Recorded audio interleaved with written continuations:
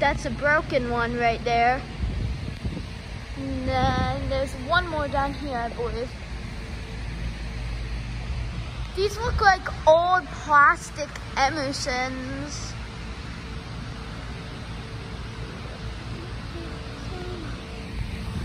And then there's also this Dayton back here.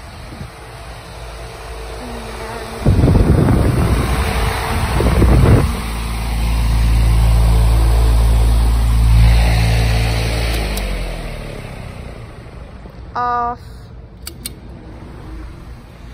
That's low.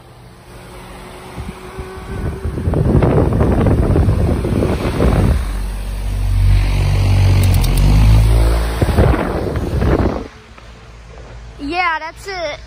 So there's actually an old control for these ceiling fans, but I believe they're no longer connected to power and the control is busted.